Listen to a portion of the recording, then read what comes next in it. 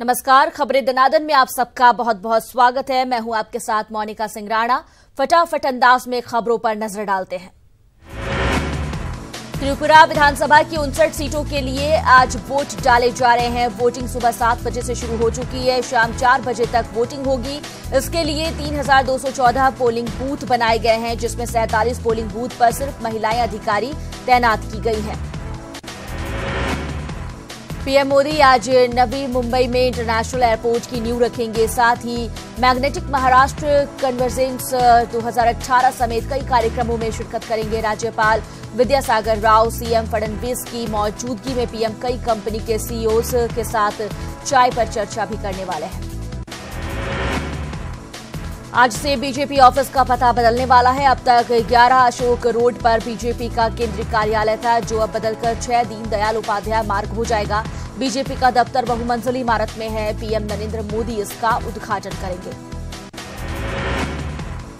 Canada के PM Justin Trudeau आज परिवार के साथ ताजमहल का दीदार करेंगे, जिसके चलते आम लोगों के लिए 2 घंटे तक बंद रहेगा ताजमहल। कल परिवार के साथ दिल्ली पहुंचे थे कनाडा के पीएम। इन्वेस्टर्स समिट की तैयारियों को लेकर सीएम योगी आज समीक्षा बैठक करेंगे। सुबह 10:30 बजे सीएम अधिकारियों से बात कर समिट की तैयारियों का जायजा लेंगे।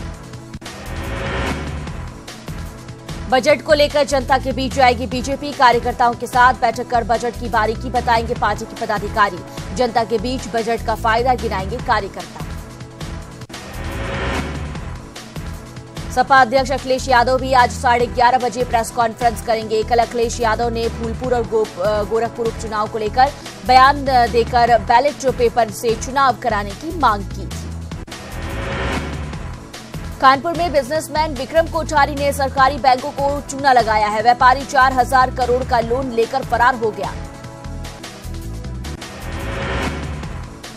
कानपुर में रकम दोगुनी करने के नाम पर 150 करोड़ का घोटाला सामने आया है। धेनु ग्रुप ऑफ कंपनी ने लोगों को लुभावन वादे करते हुए 150 करोड़ रुपए डकार लिए हैं। पीड़ित की शिकायत पर फीलखाना थाने में कंपनी पर एफआईआर दर्ज कर पुलिस मामले की तफ्तीश में जुट गई है। चंदौली में यूपी बोर्ड के इंटर फिजिक्स प्रश्न पत्र की हाथ से लिखी कॉपी सोशल मीडिया पर वायरल हो रही है। मामले में पुलिस ने छापेमारी कर चीट गैंग के 4 आरोपियों को गिरफ्तार किया। साथ ही 15 लाख से ज्यादा की रकम भी बरामद की गई है। गोरखपुर में नकल माफिया गिरोह का पर्दाफाश हुआ है। कॉलेज प्रबंधक, प्रिंसिपल समेत 3 लोग गिरफ्तार किए गए हैं। मौके से आंसर शीट्स, फर्जी मार्कशीट्स और सॉल्व पेपर भी बरामद किए गए। बिजनौर के धामपुर में ड्राइवर के घर एनआईए की छापेमारी से हड़कंप मच गया। 4 घंटे तक चली एनआईए की जांच और पूछताछ में 4 जगह की कीमती प्रॉपर्टी खरीदने का मामला सामने आया है। कानपुर के कल्याणपुर इलाके में नशे में धुत सिपाही सड़क किनारे नाले के पास ही लुढ़क गया। शराब के नशे में होश गंवा बैठे सिपाही का लोग मजाक बनाते रहे, लेकिन इस दौरान ये सिपाही लोगों से उलझने की कोशिश भी करता दिखा। ड्यूटी पर अपनी जान कुर्बान करने वाले जौनपुर के वीर सपूत का शव जब उनके पैतृक गांव पहुंचा तो पूरे गांव में मातम पसर गया। हतेरा गांव के रहने वाले राम प्रवेश राजस्थान की आर्मी कैंटोनमेंट के तैनात थे।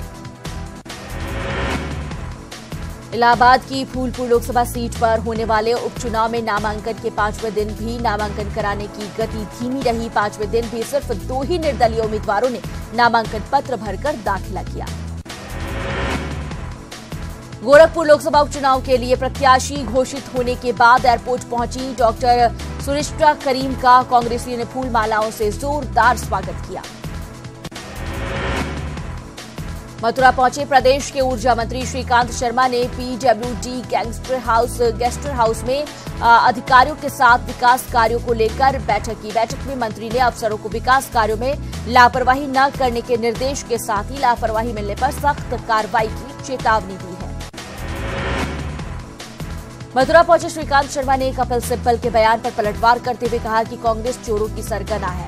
कांग्रेस ने ही चोरों को पाल पोस कर बड़ा किया है। चित्रकूट पहुंची केंद्रीय मंत्री साध्वी निरंजन ज्योति ने 45वें राष्ट्रीय रामायण मेले के समापन समारोह में दीप प्रज्वलित कर शिरकत की। वहीं चित्रकूट में पीएनबी बैंक घोटाले पर बोलते हुए साध्वी प्राची ने कहा कि पीएनबी के 11,000 करोड़ लेकर भागने वालों पर हमारी सरकार उसे पकड़ने की कोशिश कर रही है।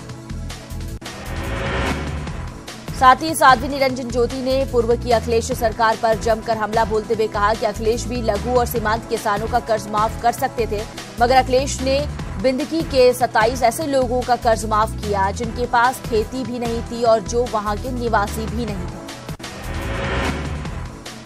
पीएनबी बैंक में हुए हजारों करोड़ के घोटाले को लेकर आजम खान ने बीजेपी सरकार पर निशाना साधा है। आजम खान ने कहा कि बीजेपी की झूठ और लूट के आगे पूरी दुनिया शायद इस लोकतांत्रिक व्यवस्था से परेशान हो गई है।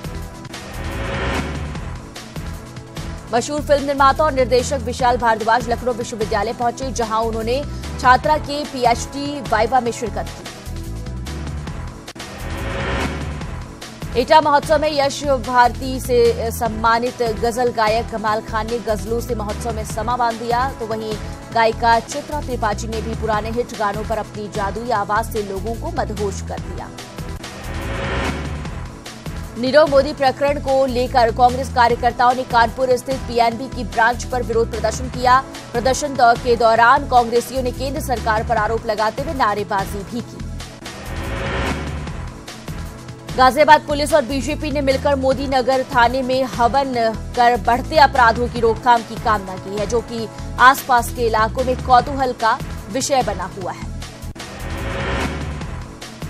अयोध्या में बाबरी मस्जिद के मुद्दई हाजी महबूब के घर मुस्लिम समाज की बैठक बुलाई गई, जिसमें मुस्लिम समाज के लोगों के साथ साथ बाबरी मस्जिद के पक्षकार इकबाल अंसारी ने भी हिस्सा लिया।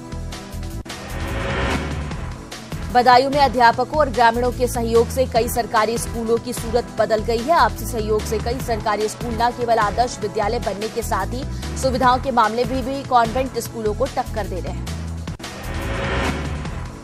बुलंदशहर के अनूप शहर में इलाज के लिए पैसे के अभाव में कैंसर पीड़ित युवक की मौत हो गई, जिस पर प्रशासनिक अफसरों ने मृतक की पत्नी को सरकारी योजना का लाभ दिलाने की बात कही, जबकि महिला का कहना है कि अगर अफसर पहले ही मदद दिलाने का प्रयास करते तो उसके पति की मौत नहीं होती।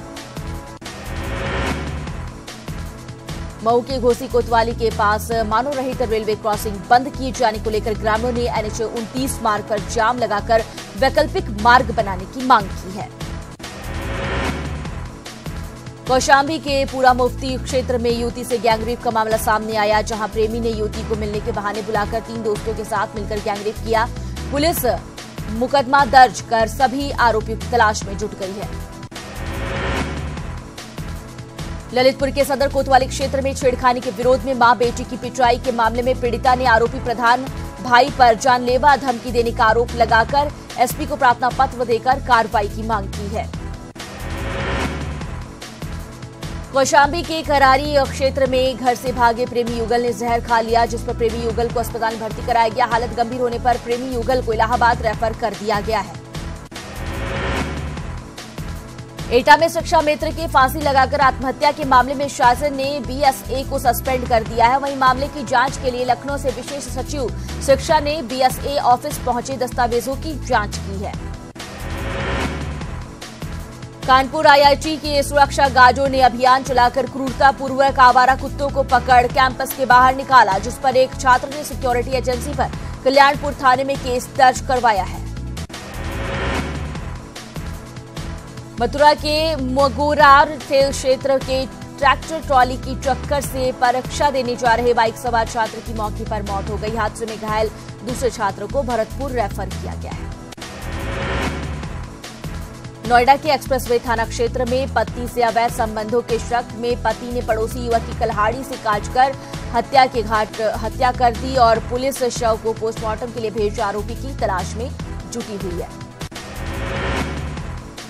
महाराजगंज के नौतनवा क्षेत्र में गला रेतकर व्यक्ति की निर्मम हत्या से इलाके में सनसनी फैल गई। घर के अंदर शव देख पड़ोसियों की सूचना पर पुलिस मौके पर पहुंची और शव को कब्जे में लेकर तफ्तीश में जुट गई है।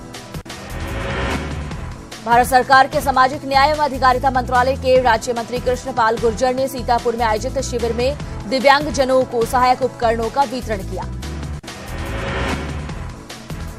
आगरा के रायभा इलाके में 3 दिन से लापता कारोबारी का शव नहर के किनारे मिलने से सनसनी फैल गई। पुलिस शव को पोस्टमार्टम के लिए भेजकर तफ्तीश कर रही है। फतेहपुर के चांदपुर क्षेत्र में शादी का झांसा देकर युवती का शोषण करने के मामले में आरोपी पीड़िता को जान से मारने की धमकी दे रहा है। वहीं पीड़िता ने पुलिस पर थाने से भगाने का आरोप लगाया। आरोपी की गिरफ्तारी न होने से पीड़िता का परिवार दहशत में जीने को मजबूर है। बरेली पहुंचे प्रदेश के कानून मंत्री ने बोर्ड परीक्षाओं को लेकर कई कॉलेजों का औचक निरीक्षण किया, जहां मंत्री के अचानक पहुंचने से हड़कंप मच गया। कन्नौज के गुरसहायगंज कोतवाली क्षेत्र के 2 गांव में छापेमारी कर पुलिस ने 250 लीटर अवैध शराब बरामद की है। मौके पर 150 लीटर लहन नष्ट कर 4 अवैध शराब तस्करों को भी गिरफ्तार किया गया। उन्नाव के हसनगंज क्षेत्र में शराब पीने से एक युवक की मौत हो गई, जबकि एक युवक का गंभीर हालत देखते हुए उसे सीएचसी में उसका इलाज चल रहा है। वहीं मृतक के परिजनों ने जहरीली शराब से मौत होने का आरोप लगाया है। कुशीनगर के बिशनपुरा क्षेत्र में 2 छात्रों के नहर में डूबने से हड़कंप मच गया, जिसमें एक छात्र की डूबकर मौत हो गई, जबकि एक छात्र को बचा लिया गया है। बरेली पुलिस ने चेकिंग के दौरान लोडर से 10 लाख कीमत का डोडा पोस्ता बरामद कर एक तस्कर को गिरफ्तार किया, जबकि एक तस्कर मौके से फरार हो गया। मुरादाबाद के नागपनी सीएचसी में बच्ची की मौत से आक्रोशित परिजनों ने अस्पताल में जमकर तोड़फोड़ की और हंगामा किया।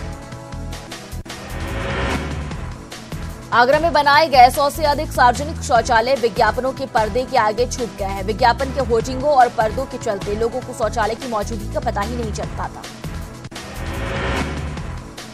साउथ अफ्रीका में कारोबारी अजय गुप्ता को फायदा पहुंचाने के आरोप में राष्ट्रपति जुमा को इस्तीफा देना पड़ा। अब साउथ अफ्रीका की सरकार अजय और उनके भाई अतुल समेत राजेश गुप्ता की तलाश में जुट हुई है। सहारनपुर में उनके साथियों को अजय गुप्ता पर लग रहे भ्रष्टाचार के आरोप में हैरत में डाल रहे हैं। सीएम त्रिवेंद्र सिंह रावत आज उत्तरकाशी के सावड़ी गांव जाएंगे, जहां अग्निकांड पीड़ितों को सीएम आपदा राहत चेक बांटेंगे। सावड़ी गांव में आग से खाक हुए 46 मकान, करीब 500 मवेशियों की झुलसकर मौत हुई थी। चारधाम यात्रा को लेकर इस बार यात्री में उत्साह दिख रहा है। यात्रा के लिए अभी से बसों की एडवांस बुकिंग होने लगी है। पिछले सालों की अपेक्षा इस बार कपाट भी पहले खुल रहे हैं और ऐसे में तीर्थयात्रियों ने अभी से तैयारी शुरू कर दी है। मंत्रियों को लेकर विवादित बयान देने के मामले में बीजेपी विधायक प्रणव सिंह चैंपियन को संगठन ने कारण बताओ नोटिस भेजा है, जिस पर चैंपियन से 10 दिन में जवाब मांगा गया है।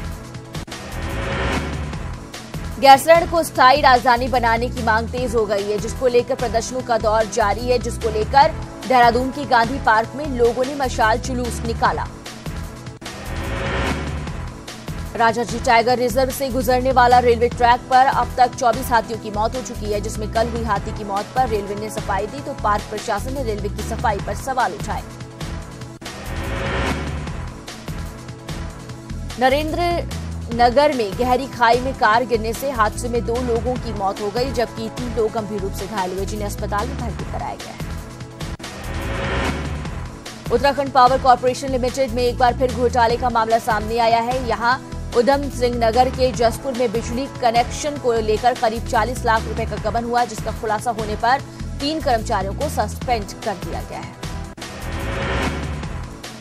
पुलिस विभाग की ओर से आज से पुलिस सारथी नाम से एक अभियान की शुरुआत की गई है। कोटद्वार के सैकड़ों लोगों को अभियान से जोड़ा जाएगा, जो पुलिस के तमाम जन जागरूकता अभियानों में सहयोग करेंगे। कोटद्वार में विश्व हिंदू परिषद की ओर से धर्म, अध्यात्म और ज्योतिष सम्मान समारोह का आयोजन किया गया। समारोह में कैबिनेट मंत्री सतपाल महाराज और हरक सिंह रावत ने भी शिरकत की। विश्व हिंदू परिषद कार्यक्रम में पहुंचे उत्तराखंड ज्योतिष परिषद के अध्यक्ष आचार्य रमेश सेमवाल ने प्रदेश में प्राकृतिक आपदा के साथ ही राजनीतिक संकट आने की भविष्यवाणी की है। लगातार हो रहे सड़क हादसों से बचाव के लिए नैनीताल एसपी सिटी ने खुद सड़कों पर उतरकर वाहन चालकों को नशे से दूर करने के लिए जागरूक किया। अल्मोड़ा में क्लीन इंडिया ग्रीन इंडिया कार्यक्रम के तहत कैंट क्षेत्र में 13 सिख रेजिमेंट के जवानों के परिजनों ने वृक्षारोपण किया। इस दौरान स्कूली बच्चों ने ज्यादा से ज्यादा पेड़ लगाने का संकल्प लिया। कॉर्बेट टाइगर रिजर्व के मैनेजमेंट को जानने के लिए आईआईएम काशीपुर के विद्यार्थियों का एक दल शनिवार को रामनगर पहुंचा। बागेश्वर में होली का त्यौहार बड़ी ही धूमधाम से मनाया जाता है और जैसे जैसे होली पास आ रही है, ढोलकों की मांग भी बढ़ती जा रही है। बागेश्वर में विक्टर मोहन जोशी राजकीय इंटर कॉलेज में वार्षिक उत्सव समारोह का आयोजन किया गया। कार्यक्रम में जिला पंचायत अध्यक्ष हरिश्चंद्र सिंह ने भी शिरकत की। अल्मोड़ा में सड़क हादसों के बढ़ते ग्राफ को देखते हुए एसएसपी ने सभी क्षेत्राधिकारियों और थानाध्यक्षों की बैठक ली और दुर्घटना स्थलों को चिन्हित कर यातायात व्यवस्था ठीक करने को कहा। रामनगर में अवैध खनन पर नकेल कसने के लिए प्रशासन ने साफ कहा है कि अगर कोई वाहन उपखनिजों की चोरी करते हुए पकड़ा गया तो उसे सीज किया जाएगा। हल्द्वानी में कांग्रेस नेता और कार्यकर्ताओं ने केंद्र सरकार का पुतला फूंका। कांग्रेस का आरोप है कि मोदी सरकार में कॉर्पोरेट करप्शन को बढ़ावा मिला है। ऋषिकेश में कांग्रेसियों ने रेलवे रोड में पीएनबी घोटाले मामले में केंद्र सरकार का पुतला फूंका। उत्तरकाशी के डबरानी के पास एक कमरे में आग लगी और भीषण आग पर फायर ब्रिगेड ने कड़ी मशक्कत के बाद काबू पाया। पौड़ी के जिला अस्पताल में श्री महंत इंदिरेश अस्पताल ने निःशुल्क स्वास्थ्य शिविर कैंप लगाया, जिसका शुभारंभ पौड़ी विधायक मुकेश कोहली ने किया। राजधानी दून की सड़कों पर दौड़ रहे ई रिक्शा पर एक बार फिर से बवाल शुरू हो गया है। इस बार दून ऑटो रिक्शा यूनियन ने इस पर कई सवाल खड़े किए हैं।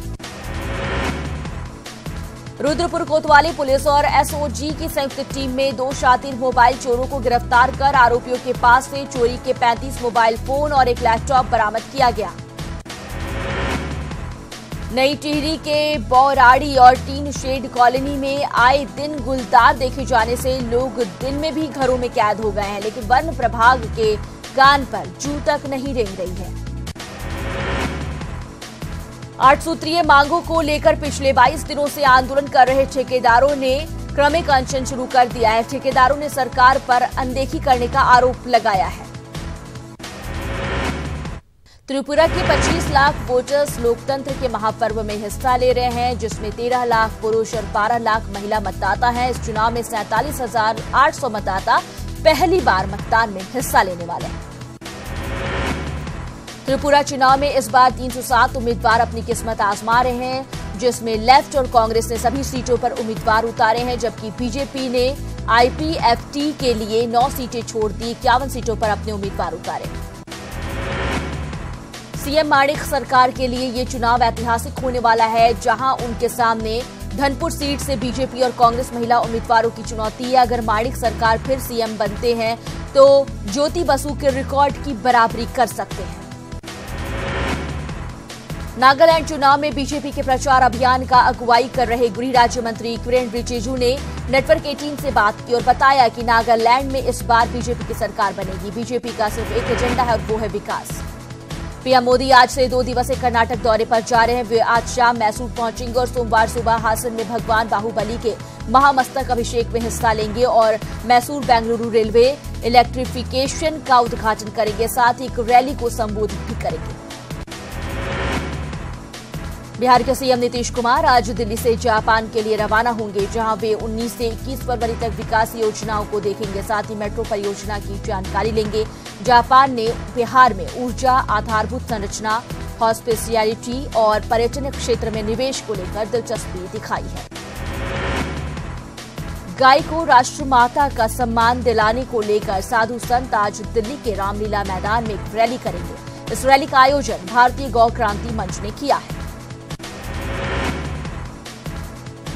गृहमंत्री राजनाथ सिंह ने जम्मू कश्मीर में पत्थरबाजों पर से केस हटाने को सरकार की रणनीति का हिस्सा बताया। साथ ही भारत पाकिस्तान वार्ता पर स्पष्ट किया कि आतंकवाद और बातचीत एक साथ नहीं चल सकते। सीएम महबूबा ने पाकिस्तान से बातचीत करने की वकालत की है।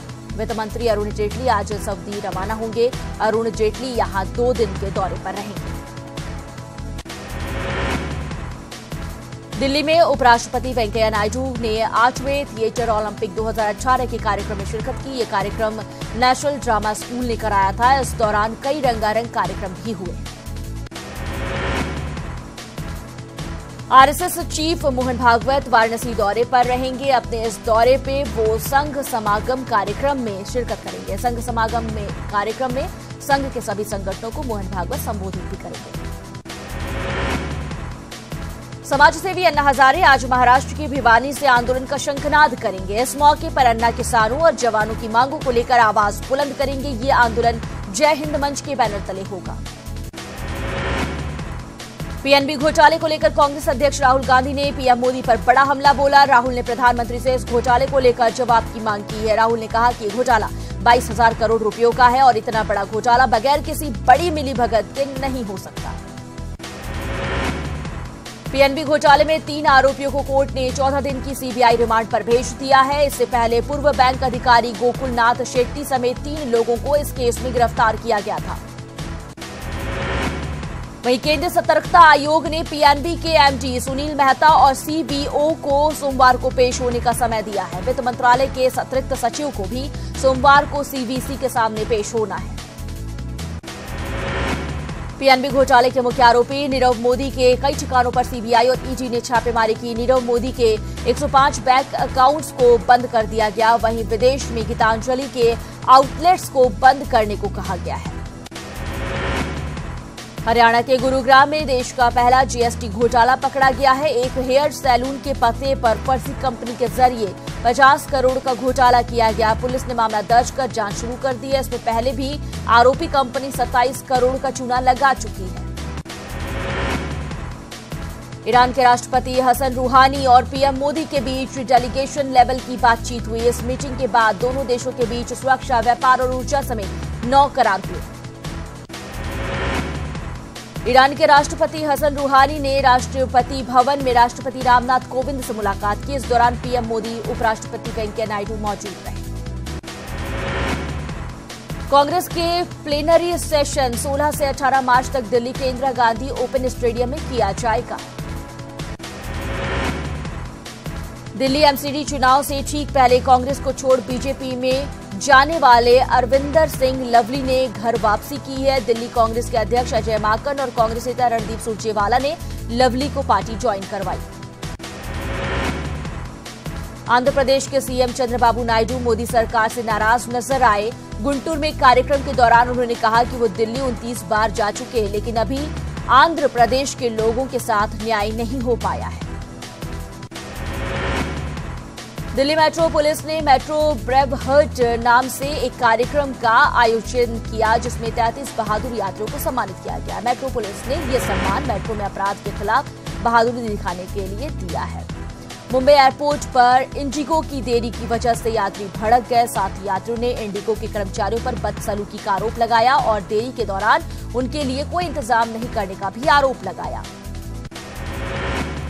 हैदराबाद में पुलिस ने भारी मात्रा में गांजा की खेप बरामद की, जिसका वजन 175 किलोग्राम है। मुरादाबाद में घर के पास जमा हुए गंदे पानी में डूबने से 2 साल के बच्चे की मौत हो गई। पीड़ित पिता ने इसके लिए नगर निगम को जिम्मेदार ठहराया है। गुजरात के गांधीनगर में दलित समुदाय के लोगों ने सिविल हॉस्पिटल के सामने चक्का जाम कर दिया। ये लोग पाटन जमीन विवाद में आत्मदाह करने वाले भानुभाई वड़कर को लेकर प्रदर्शन कर रहे थे। भारत और साउथ अफ्रीका के बीच 3 मैचों की T20 सीरीज का पहला मैच आज खेला जाएगा। जोहान्सबर्ग में होने वाले इस मैच में विराट सेना जीत के साथ विजयी शुरुआत करने उतरेगी। महेंद्र सिंह धोनी ने अंतर्राष्ट्रीय क्रिकेट में 600 कैच पकड़ने वाले दुनिया के तीसरे विकेटकीपर वो बन गए हैं। धोनी ने साउथ अफ्रीका के खिलाफ छठे वनडे में अपना कैच पकड़ते ही रिकॉर्ड अपने नाम किया है। इस बुलेटिन में इतना ही। दीजिए इजाजत। नमस्कार।